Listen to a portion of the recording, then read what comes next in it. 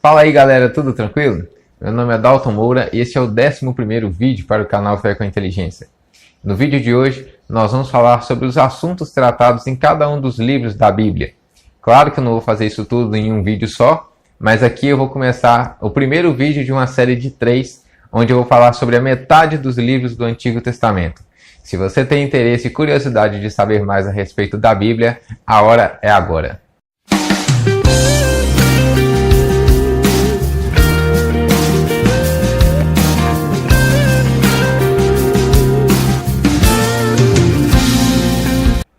Para começar, vamos falar a respeito do livro de Gênesis, que é o primeiro livro da Bíblia Sagrada.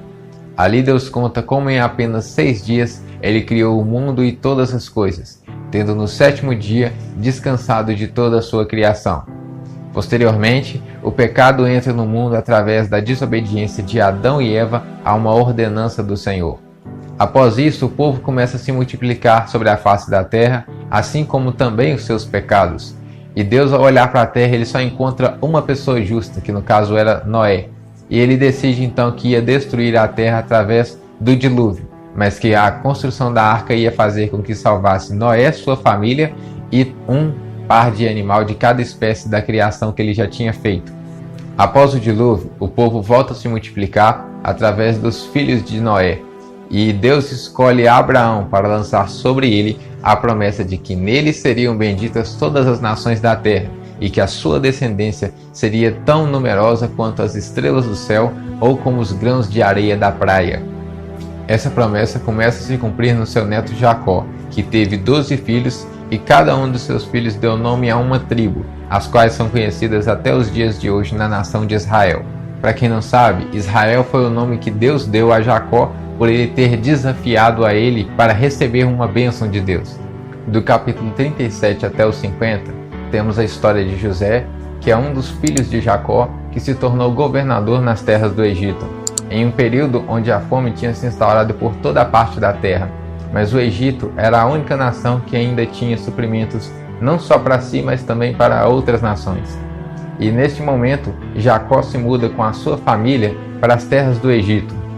Nas terras do Egito, a família de Israel não para de se multiplicar, e posteriormente, com a sucessão do faraó que governava as terras do Egito, há também uma escravização de todos os israelitas que estavam morando naquela região. Então, eles deixaram de ser convidados para agora se tornarem escravos daquela nação. Livro de Êxodo. Nesse livro é mostrado o sofrimento da nação de Israel, que estava sob a tirania do governo egípcio.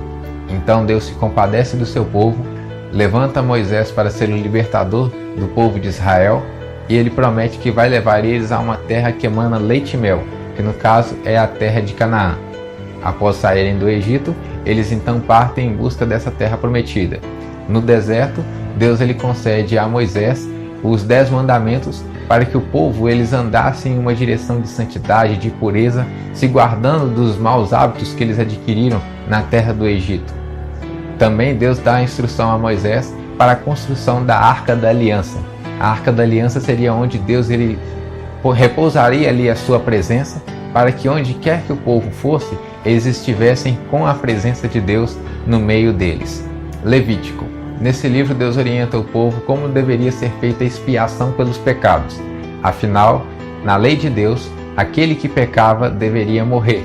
Então, para que não fosse morto todo o povo, porque todos eles pecavam no decorrer do caminho, então Deus ele coloca a transferência do pecado do homem para um animal e através da morte desse animal, o homem estaria perdoado do seu pecado que foi cometido. Além disso, Deus ele define as leis morais para que o povo andasse em santidade e também sobre as festas que eles deveriam comemorar de tempos em tempos. Números. Nesse livro é feita a primeira contagem do povo de Israel após saírem da nação do Egito. Então Deus ele ordena que em cada uma das tribos, no caso que são as 12, seja feita uma contagem de quantas pessoas haviam em cada uma delas, para que eles pudessem então se planejar melhor sobre as batalhas que surgiriam pela frente. Deuteronômio. Nesse livro Moisés já está no fim do seu ministério e sabendo dessa situação, ele começa a reforçar com todo o povo de Israel o que ele já havia recebido da parte de Deus e que ele tinha passado para o povo no decorrer desse período, para que eles nunca se esquecessem dos valores que Deus ele ensinou para eles nesse período e para que eles continuassem sempre seguindo em frente em obediência a Deus e aos estatutos que haviam sido passados através dele. Josué. Nesse livro é mostrado que depois da morte de Moisés, Josué assume o comando sobre o povo de Israel para que eles possam entrar na terra prometida. E ali então eles começam a fazer a divisão das terras, antes mesmo do povo ter saído de lá, mas eles começam a dividir qual parte seria de qual tribo. E eles contam então os obstáculos que eles tiveram até conseguir cada território. Juízes. Após o povo de Israel repartir as terras de Canaã para cada uma das 12 tribos, eles passam a planejar como iriam invadir aquelas terras para que ali pudessem então firmar suas fronteiras. Contudo, após a morte de Josué, o povo se desvia do caminho de Deus e passa a cometer os mesmos pecados que aquele povo que habitava naquela região. Como consequência disso, Deus ele para de estender a sua mão em favor do povo de Israel e os povos que habitavam naquela região começam a guerrear contra os israelitas e terem êxito em suas batalhas. Isso faz com que o povo se arrependa dos seus pecados e agora busquem novamente misericórdia da parte de Deus, que atendendo ao pedido deles, ele levanta juízes para que possa direcionar o povo espiritualmente e também nas batalhas, para que eles voltem a ter êxito em suas guerras. Entretanto, todas as vezes que os juízes libertavam o povo de Israel da opressão de seus inimigos, o povo voltava a pecar e novamente se repetia o mesmo ciclo. De todos os juízes que Israel teve, o mais conhecido deles é Sansão. Ruth. Esse livro conta a história de Noemi, que é casada com Elimeleque e tinham 2 filhos.